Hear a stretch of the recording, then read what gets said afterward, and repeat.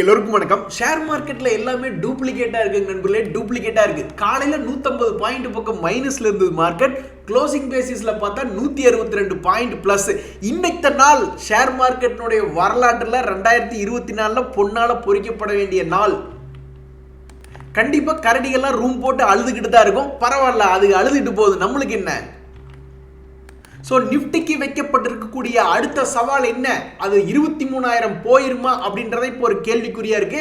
கடந்த 3-4 நாட்களாகவே நீங்க பாத்தீங்கன்னா மார்க்கெட் ஒரு முக்கியமான உச்சத்துல தான் ட்ரேட் ஆயிட்டு இருக்கான். இந்த உச்சத்துல இருந்து இன்னைக்கு ஆன மாதிரி இன்னும் 2-3 நாளைக்கு பிக்கப் ஆனா 23,000 அப்படின்றது ஒன்றும் பெரிய கஷ்டம் கிடையாது அப்படின்றத என்னுடைய கருத்து. நண்பர்களே, இந்த சமயத்தில் ஷேர் மார்க்கெட் ஏறி நம்மளுக்கு லாபம் வரலையே அப்படின்ற யோசிச்சுட்டு இருக்கக்கூடியவங்களுக்கு என்ன ஒரு மாற்று மருந்தா இருக்குன்னா, டாடா குரூப்ல ஏதாவது ஒரு பங்குகள் வந்து நல்ல லாபம் பண்ணக்கூடிய பங்குகள் கீழே விழுந்து கிடக்கிறான்னா அவனை பிடிச்சி ஏற்றி விடுறதுக்கு தான் பார்க்குறாங்க. இப்போ இந்த டாடா இன்வெஸ்ட் அப்படின்ற ஒரு ஷேர் வந்து இப்போ நம்ம பார்க்கக்கூடாது. இப்போ பார்த்தா நம்மளுக்கு தலையை சுற்றிடும். சில வருடங்களுக்கு முன்னாடி பார்த்தீங்கன்னா அவன்லாம் கீழே அடியாப்புல கிடந்தான். 2023 என்ன பண்ணானே இந்த ஷேர் 2767 வரைக்கும் போயிட்டு கீழே 1744 ரூபா, ஆல்மோஸ்ட் 1000 ரூபாய் கீழே இறக்கி விட்டாங்க. இறங்கினதான் சாக்கா போச்சு அப்படின்ற மாதிரி மறுபடியும் 1700 ரூபாயிலிருந்து இப்போ 7000 ரூபாய் வந்து லைஃப் உச்சத்திலே ட்ரேட் ஆகிட்டு இருக்கான். ஸோ டாடா குரூப்ல எத்தனை ஷேர் இருக்கோ அதுலாம் எடுத்து பார்த்து எவன்லாம் அடியாப்புல இருக்கானோ அவன்லாம் என்னைக்காவது ஒரு நாள் மேல் நோக்கி வரக்கூடிய வாய்ப்பு இருக்கு அப்படின்றத இந்த டாடா குரூப் வந்து அவனுடைய வரலாறு வந்து நிரூபிச்சு காமிச்சிருக்கான். அதுக்குன்னு லாபம் பண்ணாத மேக்லான் கம்பெனி மாதிரிலாம் எடுக்கிறது தப்பு அப்படின்றது என்னுடைய கருத்து. ஒரு உதாரணத்துக்கு டிடிஎம்எல் அப்படின்றது டாடா குரூப் ஷேர் தான். அவன் லாபம் பண்ணலைன்னா அப்புறம் எதுக்கு அவனை போய் கை வைக்கணும்? பட் லாபம் பண்ணக்கூடிய ஏதாவது ஒரு டாடா குரூப் ஷேர் கீழே கிடக்குது அப்படின்னா அவனையெல்லாம் பிடிச்சி வைக்கும் பொழுது உச்சத்துக்கு போயிடுறானுங்க. நண்பர்களே, ஷேர் மார்க்கெட்டில் சொல்லடிப்படுறதா முக்கியம். இன்னைக்கு கிராஃபைட் அப்படின்ற கம்பெனி பார்த்தீங்கன்னா 13% ஏறி இருக்கான். ஏன் இந்த செக்டர்ல இருந்து இந்த பங்குகள்லாம் மேலே ஏறிட்டு அப்படின்னு பார்த்தீங்கன்னா, ஜெஃப்ரீஸ் அப்படின்ற ஒரு புரோக்கரேஜ் ஹவுஸ் அவங்க வந்து அவங்களுடைய அனலைசிஸ் ரிப்போர்ட் இன்னைக்கு வெளியிட்டு இருக்காங்க இந்த கிராஃபைட் செக்டர் பற்றி. உடனே இந்த ரெண்டு சூடு பிடிச்சி மேலே ஏறிட்டான். என்னை பொறுத்த வரைக்கும் நம்ம எல்லாருமே வந்து ஒரு ட்ராக் வச்சுக்கணும். ஏதாவது ஒரு ஸ்டாக்கை போய் நீங்கள் வாங்குறீங்க அப்படின்னா அப்போ பாருங்க, நான் இந்த இடத்துல என்ன பண்ணியிருக்கேன்னா ஒரு பேஸ்கெட் ஆர்டர் மாதிரி கிரியேட் பண்ணி மானிட்டர் பண்ணுறக்காக ஹெச்இஜி கிராஃபைட்னு போட்டிருக்கேன். ஸோ ஒரு உதாரணத்துக்கு இதை எப்படி நம்ம ட்ராக் பண்ணலாம் அப்படின்னா ஒரு அனலைஸ் பண்ணி பார்க்குறோம். கடந்த ஒரு மாதத்துல இவன் எப்படி இருந்தான்? 7.5% ஏறி இருக்கான். அப்போ இந்த மாதம் ஏறினா ரொம்ப சந்தோஷம் தான். கடந்த ஒரு வருஷத்துல என்ன பண்ணியிருக்கான்? 82% இவன் ஆல்ரெடி ஏறிட்டான். இப்போதான் வந்து இந்த ஜெஃப்ரீஸ் இவங்களை கவர் பண்ணுறாங்க அப்படின்ற மாதிரி நம்மளுக்கு நியூஸ்கள் வருது. அதாவது இதுக்கு முன்னாடியே அவங்க கவர் பண்ணியிருப்பாங்க, அப்போ அந்த நியூஸ் நம்ம பார்க்கல. பட் இன்னைக்கு இவன் ஏன் ஏறினான்னா அதுதான் காரணம். அப்போ இவனுடைய வாழ்க்கை வரலாறு எப்படி இருக்குன்னு பார்த்தீங்கன்னா, இந்த கிராஃபைட்னுடைய உச்ச வரம்பெல்லாம் ஆல்மோஸ்ட் 1000க்கு மேலையெல்லாம் ஒரு இடம் போயிருக்கான். அப்போ இப்போ இந்த 600 ரூபாயிலிருந்து 1000 இருந்ததுன்னா ஆல்மோஸ்ட் பணம் டபுள் தான். பட் இது போன்ற ஷேர்களையெல்லாம் நம்ம சில வருடங்களுக்கு முன்னாடியே நம்ம டிஸ்கஸ் பண்ணியிருக்கோம். இது போன்ற ஷேர்கள்லாம் ஒரு ட்ரெண்டிங் கிளிங்க, இவன்லாம் மறுபடி பழையபடி வந்தான்னா ரொம்ப சந்தோஷமா இருக்குன்னு நம்ம கண்டிப்பாக ஒரு அடியாரத்தில் தான் நம்ம டிஸ்கஸ் பண்ணியிருப்போம். ஆனால் இப்போ போய் பார்க்கும்பொழுது நல்லா உச்சத்தில் வந்து 615 ரூபாயில் ட்ரேட் ஆகிட்டு இருக்கான். நண்பர்களே, இப்போதைக்கு செக்டரில் வந்து எதெல்லாம் பாசிட்டிவாக இருக்குது? ரயில்வே துறைகள் இருந்தது, டிஃபென்ஸ் இருந்தது, இப்போ ஸ்பேஸ் ரிலேட்டடான பங்குகள் வந்துருச்சு. இப்போ இந்த ஸ்பேஸ் ரிலேட்டடான பங்குகளில் என்ன மாதிரி ஒரு நியூஸ் வருதுன்னா 100% எஃப்டிஏ அலவுட் அப்படின்ற மாதிரி நியூஸ் வருது. அப்போ இது சம்மந்தப்பட்டது ஏதாவது ஒரு ஸ்டாக்ல, எல்லா ஸ்டாக்லையுமே நடக்குது. திடீர்னு ஏதாவது ஒரு ஸ்டாக்ல வந்து ஏதாவது ஒரு டீல், பல்க் டீல் நடக்குது, பிளாக் டீல் நடக்குது அப்படின்ற மாதிரி ஏதாவது நியூஸ்கள் வருப்ப இந்த ஸ்டாக்ஸ்ல எது வேணாலும் மேல் நோக்கி வரக்கூடிய வாய்ப்பு இருக்கு. ஸோ உங்களுடைய போர்ட்ஃபோலியோல இந்த ஸ்பேஸ் ரிலேட்டடான பங்குகள் இருந்ததுன்னா இப்போதைக்கு உங்களுக்கு ஒரு சந்தோஷம் வரக்கூடிய செய்தியா வந்திருக்கு. நண்பர்களே, இந்த டெக்னிக்கலா எஸ் பேங்க் அப்படின்ற ஷேர் வந்து ஒரு குறிப்பிட்ட ரேஞ்சுக்குள்ள டிராவல் ஆகிட்டு இருக்கான். அப்பதான் உனக்குள்ள சக்தி இருக்கு, அதை உசுப்பிட நீ வழிபாருன்ற மாதிரி பிரேக் அவுட் ஆயிட்டான். பிரேக் அவுட் ஆனதுக்கு அப்புறம் என்ன ஆச்சு அப்படின்னா அதை மறுபடியும் ஃபால் தான் இருக்கான். ஷேர் மார்க்கெட்ல பிரேக் அவுட் அண்ட் ரீட்ரேஸ்மெண்ட்னு ஒரு கான்செப்ட் இருக்கு. ஸோ பிரேக் அவுட் ஆயிட்டா ஒரு ரீட்ரேஸ்மெண்ட் ஆகுறான், மறுபடியும் மேல் நோக்கி வர்ற மாதிரி இருந்தா மறுபடியும் ஒரு 33-35 தாண்டினா ரொம்ப சந்தோஷமா தான் இருக்கும்.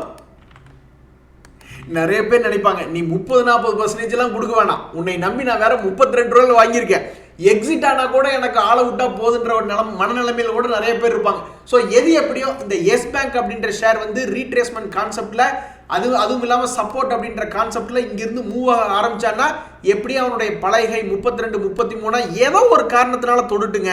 அவன் ஃபண்டமெண்டலி அவன் வந்து தொடர்க்கு ரீசன்ஸ் கம்மி தான். பட் இந்த மாதிரி ஏதாவது ஒரு நியூஸ் வருது அல்லது டெக்னிக்கலி ஏதாவது சப்போர்ட் எடுத்து மேலே போறான்னா 33 போகட்டும். அப்போ இது 15 ரூபா இருந்த ஷேர் அப்புறம் எனக்கு 27 ரூபா வர்றான். ஏதோ ஒரு காரணத்தினால வந்துடுறானுங்க. நண்பர்களே, இந்த ஏவிடி நேச்சுரல் ப்ராடக்ட்ஸ் அப்படின்றவங்க எவ்வளவு டிவிடெண்ட் கொடுக்குறாங்கன்னு நீங்க நினைக்கிறீங்க? வெறும் 30 பைசா. இந்த 30 பைசா டிவிடெண்டுக்கு ஆசைப்பட்டு ஒருத்தர் வாங்கியிருக்காங்க அப்படின்னா அதுல என்ன கிடைக்க போகுது? கண்டிப்பா நான் 30 பைசாக்கு ஆசைப்பட்டாலும் நான் எந்த ஷேரையும் அதை போய் நான் வாங்கல. நான் ஆசைப்பட்டது வந்து எதுக்கு அப்படின்னு பாத்தீங்கன்னா 20% லாபத்துக்கு தான் ஆசைப்பட்டு நான் வாங்கினேன். வாங்கினோடனே ஏதாவது ஒரு தேங்காய் எண்ணெய் வாங்குறதுக்காவது யூஸ்ஃபுல்லா இருக்குமே அப்படின்ற மாதிரி தான் நான் நினைச்சு வாங்கினேன். ஒரு 13% பிளஸ்ல வந்திருக்கான். இன்னொரு 8% எப்படியாவது மேல வந்தானா பிடிச்சி வித்து விட்டுருவேன். நண்பர்களே சொல்ல யாருனாலைங்க அங்க ஏதாவது டம்ளர் பிடிச்சி தட்டி விட்டுறாங்க, இல்லைன்னா கதவை பிடிச்சி உடைக்கிறாங்க. கடவுளே நண்பர்களே, இந்த ஜிபிபிஎல் அப்படின்ற ஷேர் வந்து நான் உண்மையிலேயே ரொம்பவுமே வருத்தப்படுறேன். நீங்களும் கண்டிப்பா ஏதாவது ஒரு ஷேரை பார்த்து இதை எடுக்காம விட்டோமே அப்படின்ற மாதிரி வருத்தப்படுவீங்க. அதுக்கு என்ன காரணம்னா இது சம்பந்தப்பட்ட நியூஸ்ல நம்ம படிக்கிறோம். இதனுடைய இன்ட்ரீம் பட்ஜெட்ல இதுக்கெல்லாம் ஒரு நல்ல நியூஸ் வந்தது அப்படின்ற மாதிரி படிச்சதுக்கு அப்புறம் இவரெல்லாம் ஆல்மோஸ்ட் ஒரு 180 ரூபா ரேஞ்சில இருந்து இப்ப 210 ரூபா வந்துட்டான். ஒரு ஷேருக்கு 30 ரூபா போச்சேன்னு வருத்தப்பட வச்ச ஒரு ஷேர் சமீபத்தில் இந்த ஜிபிபிஎல் தான். இதை ஏன் நான் வாங்க முட்டேன் அப்படின்னு எனக்கு புரியல. மேபி ஒரு வேளை இப்படியா தான் இருக்கும் நான் நினைக்கிறேன். இவன் ஒரு பெரிய பள்ளத்தை தோண்டி வச்சிருக்கான். ஸோ ஆல்ரெடி ஒரு பள்ளத்தை தோண்டி மேலே வந்துட்டதுனால தான் இவனை எடுக்காம முட்டேன்னு நினைக்கிறேன். நண்பர்களே, இந்த பாரத் ஹைவேஸ் இன்வெட்னு ஒரு ஐபிஓ வரப்போறதா ஒரு நியூஸ் ஒன்று படித்தேன். பாவிகளா, ஏற்கனவே இருக்கிற இன்வெட்டுகளுக்கு நாங்களுக்கு என்ன பண்றதே தெரியாம முடிச்சுட்டு கொண்டிருக்கோம். அதாவது இந்த பவர் கிரிட் அப்படின்ற இன்வெட் வந்து 100 ரூபாய் ஐபிஓ பிரைஸ்ல வந்துச்சு. அதுக்கப்புறம் இப்போ அது ட்ரேட் ஆகிட்டு இருக்கிறது வந்து பார்த்தீங்கன்னா ஆல்மோஸ்ட் 98 ரூபா 97 ரூபா ரேஞ்சில் ட்ரேட் ஆகிட்டு இருக்கு. இதெல்லாம் எந்த நம்பிக்கையில் வாங்குறோம்? சரி, எப்படி டிவிடெண்ட் ஒரு 12% கொடுத்துட்டு இருப்பான் அப்படின்ற ஒரு நம்பிக்கையில் வாங்குறோம். சரி, power grid infrastructure investment trust இந்த நிலைமையில் இருக்கா? அடுத்து நம்ம பார்க்கக்கூடிய இன்னொரு ஐஆர்பி இன்வெட்னு ஒன்று, அதுவும் 100 ரூபாய் ஃபேஸ் வேல்யூக்கு வந்துச்சு. இப்போ என்ன ரேட் இருக்கு தெரியுங்களா? வெறும் 68 ரூபா இருக்கு. இது போட்ட முதலுக்கே மோசம். இருந்தாலும் ஏதோ டிவிடெண்ட் கொடுத்துக்கிட்டே இருக்கானே அப்படின்ற மாதிரி வாங்கிட்டு இருக்க வேண்டியதான். ஸோ நண்பர்களே, இந்த பாரத் ஹைவேஸ் இன்வெட் வர்றதை பத்தி நம்மளுக்கு ஒன்றும் பிரச்சனை இல்லை. ஏற்கனவே இருக்கிறதுக்கு என்ன பதில் அப்படின்னு நாங்கள் புரியாம தவிச்சுக்கிட்டு இருக்கோம். அந்த ஐபிஓ பிரைஸ்ல இருந்து தொடர்ந்து குறையிறானுங்களே. அப்ப இவன் குறைஞ்சு கீழே போய் 10 ரூபாய் 20 ரூபாய்க்கு போனாலும் ஓரளவுக்கு நல்ல டிவிடெண்ட் ஈல்டு கிடைக்குமா? தொடர்ந்து டிவிடெண்ட் ஈல்டு கிடைச்சிக்கிட்டே இருக்குமா? அவங்களுடைய அசட் எல்லாம் எப்பவும் ஒரு ரெவென்யூ ஜென்ரேட் பண்ணிக்கிட்டே இருக்குமா அப்படின்ற மாதிரி பல கேள்விகள் இருக்கு. எது எப்படியோ புதுசா ஒரு பாரத் ஹைவே இன்வெட் வருதுன்னு போக வேண்டியதான்.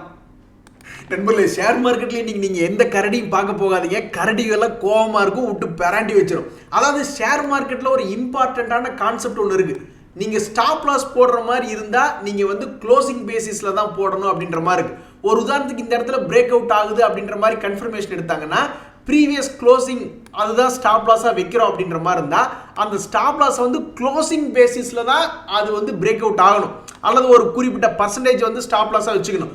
என்ன ஆயிருக்கு அப்படின்னு பார்த்தீங்கன்னா நேற்றும் சரி இன்னைக்கும் சரி அந்த ஸ்டாப் லாஸை ஹண்ட் பண்ணியிருக்கானு, அதாவது அந்த ஸ்டாப் லாஸை வந்து எடுத்திருக்கானு. அப்போ இந்த சமயத்தில் வந்து ஸ்டாப் லாஸ் ஹிட் ஆனால் பொசிஷனை நியூட்ரல் பண்ணிட்டு மறுபடியும் அந்த ஸ்டாப் லாஸுக்கு மேலே போனால் திரும்பி எடுத்துட்டு ஆகணும். அப்படி பண்ணால் மட்டும்தான் கில்லாடியே இருக்க முடியும். இந்த டெக்னிக்கல் யூஸ் பண்ணி ட்ரேட் பண்றவங்க அப்பதான் ஜெயிக்க முடியும். இல்லைன்னா நீங்க இந்த இடத்துல வாங்கியிருப்பீங்க, ஸ்டாப் லாஸ் ஹிட் ஆயிருக்கும், வித்திருப்பீங்க, மறுபடியும் அதுக்கு அடுத்த நாள் இந்த ஸ்டாப் லாஸ் கீழே போகுதுன்னு சொல்லி உங்களுடைய பொசிஷனை திருப்பி இருப்பீங்க, அப்புறம் மறுபடியும் மேலே வந்து க்ளோஸ் ஆயிருப்பான். ஸோ நீங்க டெக்னிக்கல்ல வல்லவனுக்கு வல்லவனா இருக்கணும்னா ஷேர் மார்க்கெட்ல ஒரு கான்செப்ட் இருக்கு. க்ளோசிங் பேசிஸ்ல தான் நீங்க உங்களுடைய ஸ்டாப் லாஸை மெயின்டைன் பண்ணணும். அதுக்கு இன்ட்ராடேல வந்து அதை பிரீச் பண்ணுதுன்னா பொசிஷனை நியூட்ரல் பண்ணிட்டு மறுபடியும் மேல் நோக்கி போனா மறுபடியும் பொசிஷனை இனிஷியேட் பண்ணணும் அப்படின்ற மாதிரி தான் சொல்றாங்க. நண்பர்களே, ஏசியா மார்க்கெட்ல இந்த ஜப்பான்காரங்க தாங்க நம்மளுக்கு சரியான போட்டி. நம்ம எப்படி நிஃப்டி நல்லா உச்சத்துக்கு வருதோ அதே மாதிரி நிக்கினுடைய அதாவது ஜப்பானுடைய ஸ்டாக் மார்க்கெட் இண்டெக்ஸ் நல்லா மேலே வந்திருக்கா. ஆனா நம்ம நாட்டில் ரெசஷன் சம்பந்தப்பட்ட நியூஸ் கிடையாது. ஆனா ஜப்பான்ல ரெசஷன்லாம் இருக்கு அப்படின்ற மாதிரிலாம் பேசிக்கிறாங்க. பட் இருந்தாலும் அவங்களுடைய ஷேர் மார்க்கெட் உச்சத்தில் இருக்கு.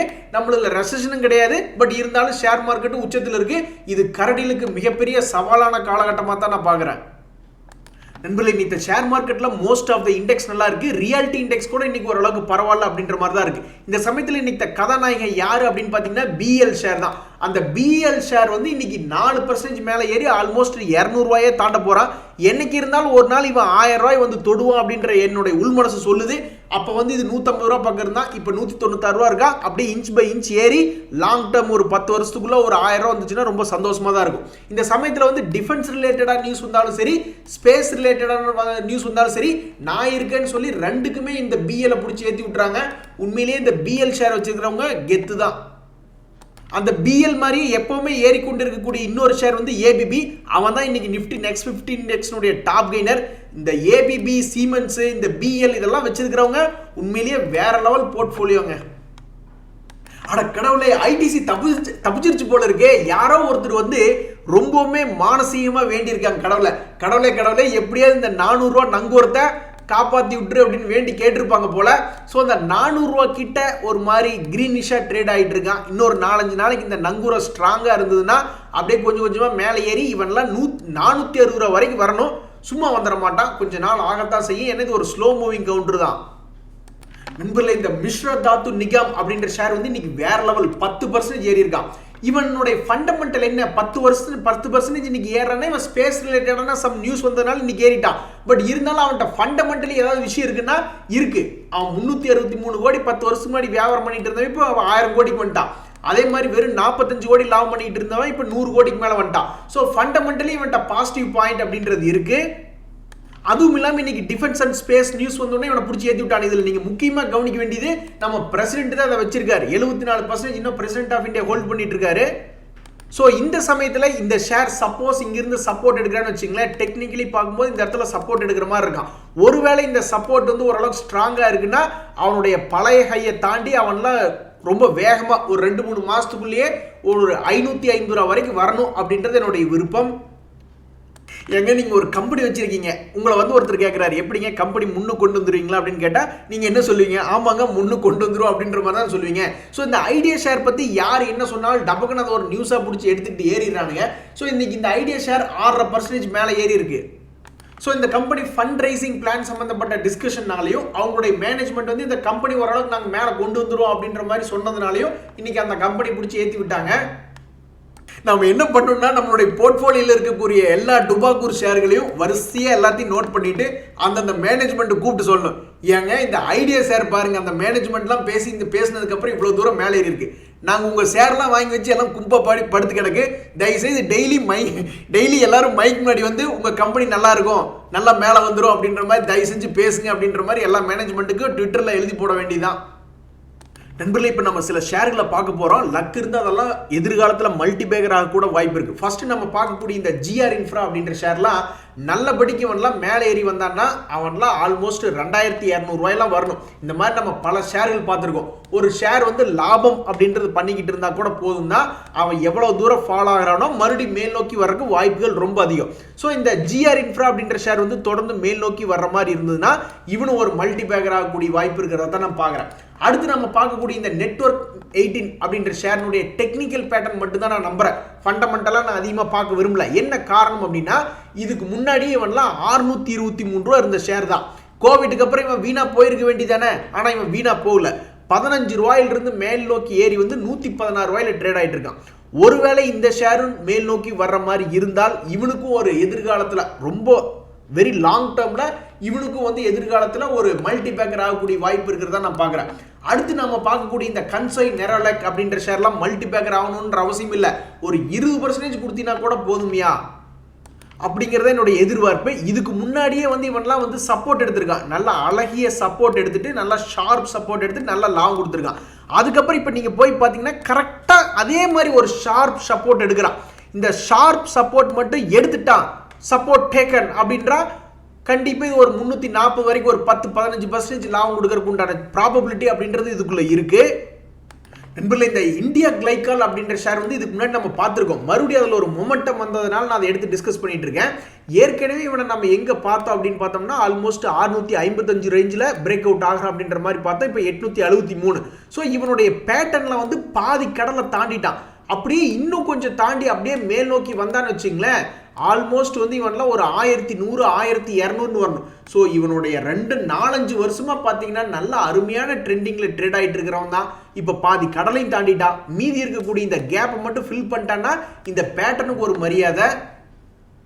அடுத்து நம்ம 2 ஷேர் பார்க்க போறோம். 2 ஷேருமே அதனுடைய சப்போர்ட்ல கொஞ்ச நாளா ஏமாத்திக்கிட்டு இருக்காங்க. நம்ம பார்த்ததுக்கு அப்புறமாவது ஏமாத்தாம மேலே ஏறாங்களா அப்படின்றத பார்க்கணும். இந்த இண்டோகோ ரெமெடிஸ் அப்படின்ற ஷேர் வந்து ரொம்ப காலமா ஆல்மோஸ்ட் ஒரு 2-3 மாசமாவே அவன் சப்போர்ட் லைன்ல தான் ட்ரேட் ஆகிட்டு இருக்கான். பட் அவன்லாம் எவ்வளவு தூரம் ஏறணும், அவனுடைய ஃபுல் பொட்டன்ஷியல் என்ன அப்படின்னு பார்த்தீங்கன்னா அவனுடைய பொட்டன்ஷியல்லாம் வந்து நல்ல பெரிய பொட்டன்ஷியல். ஆல்மோஸ்ட் நீங்க பார்த்தீங்கன்னா இப்போ 376 ரூபா இருக்கான். அவன்லாம் மேல் நோக்கி இங்கிருந்து இந்த பேட்டர்னை கம்ப்ளீட் பண்ற மாதிரி இருந்தா 600 ரூபா கூட வரலாம். அதே மாதிரி தான் டேன்லா ஷேர் ஏரி உன்னுடைய பவரை காட்டியா வெண்ண அப்படின்னு நம்மளுக்கு திட்டுற மாதிரி தான் தோணுது. ஏன்னா மற்ற எத்தனையோ ஷேர்கள் நல்லா மேலே ஏறி வந்துட்டானுங்க. பட் இவன் இதுக்கு முன்னாடி 2000 ரூபாயெல்லாம் போனவன் தான் கீழே 500 ரூபா போனவன் 500 ரூபாயிலிருந்து 1000 ரூபா ஆல்மோஸ்ட் பணத்தை டபுள் பண்ணி விடக்கூடிய சக்தி அப்படின்றது அவனுக்கு இருந்து பண்ணி காமிச்சிட்டான். அப்ப மறுபடியும் 1000 ரூபாயிலிருந்து டக்குன்னு 2000 வந்துட வேண்டியதானே. மார்க்கெட் என்ன கீழே படுத்து கிடக்கு? மார்க்கெட் இருக்குங்க மேல உச்சத்துல, இவன் ஏன் கீழே படுத்து கிடக்குறான்? டபக்குன்னு வந்து அதை மார்க்கெட்டை கேட்சப் பண்ண வேண்டியதானே. ஸோ என்னை பொறுத்த வரைக்கும் டேன்லா அப்படின்றவன் ஆக்டிங் பண்ணிட்டு இருக்கிற மாதிரி தான் தெரியுது. என்னைக்கு இருந்தாலும் ஒரு நாள் பழைய உச்சம் போகாட்டியும் பரவாயில்ல, கடைசிக்கு 1000 ரூபாயிலிருந்து ஒரு 1300 ரூபா வேகமாக வந்துட்டா கூட இந்த ஷேரை வச்சிருக்கிறவங்களுக்கு ஒரு சந்தோஷம் வரும். நண்பர்களே, சத்தியமாக இந்த ஷேர் மார்க்கெட்டில் ஏதோ ஒன்று இருக்குது, நம்மளுக்கு லாபம் பண்ணி கொடுக்கக்கூடிய வழிவகைகள் நிறைய இருக்குது. அதனால தான் இத்தனையோ லட்சம் பேர் எத்தனையோ கோடி பேர் இந்த ஷேர் மார்க்கெட்டில் கோடிக்கணக்கில் பணத்தை போடுறாங்க. ஆனால் ஒன்றுமே தெரியாமல் டபக்குன்னு போய் இந்த ஆப்ஷன் ட்ரேடிங்கு அந்த ட்ரேடிங் இந்த ட்ரேடிங்னு மனிதனுக்கு வந்து ஆசை தான் துன்பத்திற்கு காரணம் அப்படின்ற மாதிரி சொல்கிற மாதிரி எடுத்துனே அந்தங்கெல்லாம் போய் முட்டிக்காமல் ஸ்லோவாக மெதுவாக அடிப்படையாக என்ன முதல்ல அடிப்படை என்ன, ஒரு ப்ரொஃபஷனல்கிட்ட பணத்தை கொடுத்து எங்களுடைய பணத்தை மேனேஜ் பண்ணுங்க அப்படின்றதா ஷேர் மார்க்கெட்டில் ஒரு அடிப்படை. ஸோ என்னை பொறுத்த வரைக்கும் புதுசாக ஷேர் மார்க்கெட்டுக்குள்ள வர்றவங்க மியூச்சுவல் ஃபண்டு வழியாக என்ட்ரு பண்ணாங்கன்னா இப்போ ஷேர் மார்க்கெட் உச்சத்தில் இருக்குது, அப்போ அவங்களும் சிரித்து சந்தோஷமாக இருப்பாங்க. அப்படி அவங்களுடைய பேசிக் கட்டமைப்பு வந்து ஒரு ப்ரொஃபஷனலாக இல்லை, ஒன்றா அவங்க ப்ரொஃபஷனல்ட்டி பணத்தை கொடுக்கல, இவங்களும் ப்ரொஃபஷனலாக எதுவும் மேனேஜ் பண்ணல அப்படின்னா மார்க்கெட் உச்சத்தில் இருக்கும்போது அவங்களுக்கு சந்தோஷம் வராது, ஒரு மாதிரி துக்ககரமாக தான் இருக்கும் அப்படின்றது என்னுடைய கருத்து. இன்றைய தகவலாம் உங்களுக்கு உதவியாக இருந்ததுன்னா எனக்கு சந்தோஷம் தான். ரொம்ப நன்றி, வணக்கம்.